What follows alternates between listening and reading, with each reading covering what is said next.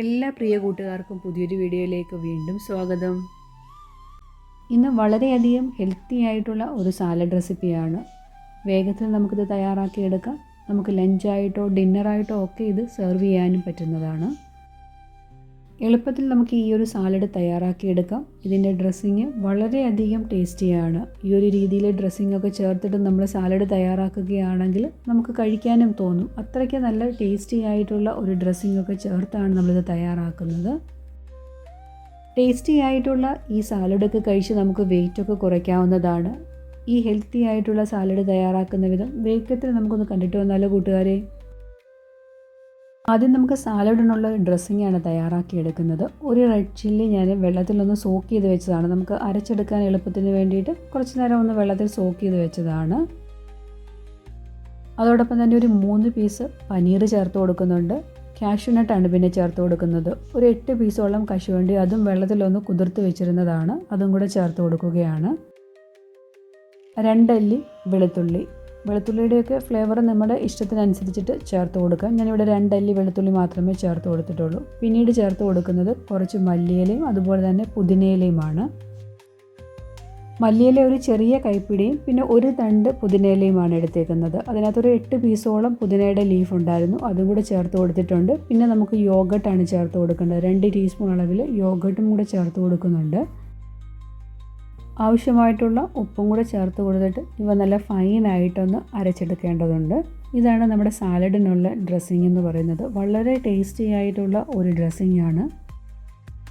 1/4 teaspoon അളവിൽ കുരുമുളക് പൊടിയുടെ ചേർത്ത് കൊടുക്കുന്നുണ്ട്. ഒത്തിരി എരിവ് കൂടി പോകരുത്. സാലഡിനൊക്കെ ഒത്തിരി എരിവ് കൂടാതെ ഇരിക്കുന്നത് തന്നെയാണ് ഡ്രസ്സിങ്ങിന് നല്ലത്. ഇനി നമുക്കിതൊന്ന് മിക്സ് ചെയ്തൊരു സൈഡിലോട്ട് മാറ്റി വയ്ക്കാവുന്നതാണ്.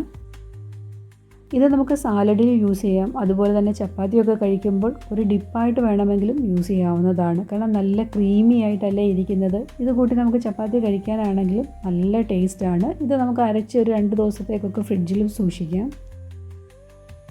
ബ്രൊക്കോളി ചേർത്തിട്ടാണ് നമ്മൾ ഈ സാലഡ് തയ്യാറാക്കി എടുക്കുന്നത്. അതിന് വേണ്ടിയിട്ട് ബ്രൊക്കോളി ഞാനൊന്ന് സ്റ്റീം കൊള്ളിച്ചെടുത്തിട്ടുണ്ട്. അത് ചെറുതായിട്ട് നമുക്ക് ഓയിലൊന്ന് ഫ്രൈ ചെയ്തെടുക്കണം. ഒന്നും ഡീപ്പായിട്ടൊന്നും ഫ്രൈ ചെയ്യേണ്ട ആവശ്യമില്ല. ലേശം ഒലിവ് ഓയിലാണ് ഒഴിച്ചു കൊടുത്തേക്കുന്നത്. ഒലിവ് ഓയിലിന് പകരം നിങ്ങൾക്ക് ബട്ടർ വേണമെങ്കിൽ ചേർത്ത് കൊടുക്കാം.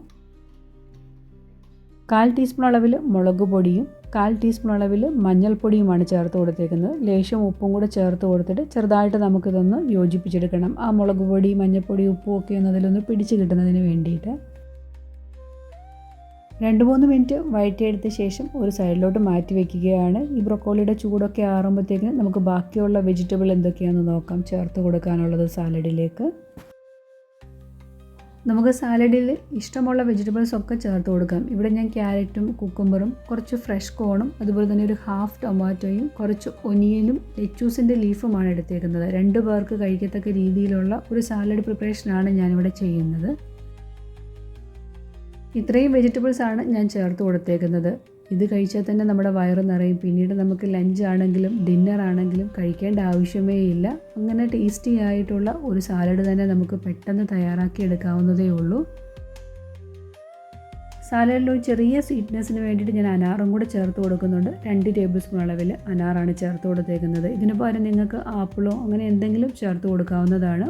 1 ടീസ്പൂൺ അളവിൽ നാരങ്ങ നീരും കൂടെ ഒഴിച്ചു കൊടുക്കുന്നുണ്ട്. ഇതിലോട്ട് നമ്മൾ അരച്ചു വെച്ചിരിക്കുന്ന ഡ്രസ്സിങ്ങും കൂടെ ചേർത്ത് കഴിഞ്ഞാൽ നല്ല ഹെൽത്തി ആയിട്ടുള്ള നമ്മുടെ സാലഡ് ഇവിടെ റെഡി ആയിട്ടുണ്ട്.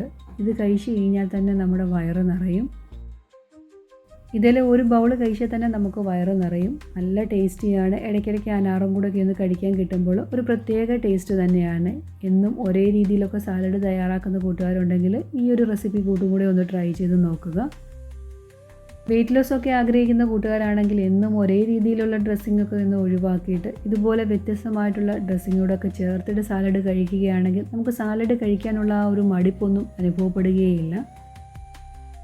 ഈ ഹെൽത്തി ആയിട്ടുള്ള റെസിപ്പി കൂട്ടുകാർക്ക് ഇഷ്ടമായിട്ടുണ്ടെങ്കിൽ നിങ്ങളുടെ ഫ്രണ്ട്സിനും റിലേറ്റീവ്സിനും കൂടെ ഒന്ന് പങ്കുവെച്ച് കൊടുക്കാനായിട്ട് മറന്നു പോകല്ല. അടുത്ത ദിവസം ടേസ്റ്റിയും അതുപോലെ തന്നെ ഹെൽത്തിയുമായിട്ടുള്ള റെസിപ്പി കൂട്ടുമായിട്ട് വളരെ പെട്ടെന്ന് തന്നെ കൂട്ടുകാരുടെ ഇടയിലേക്ക് എത്തുന്നതാണ്. Thanks for watching.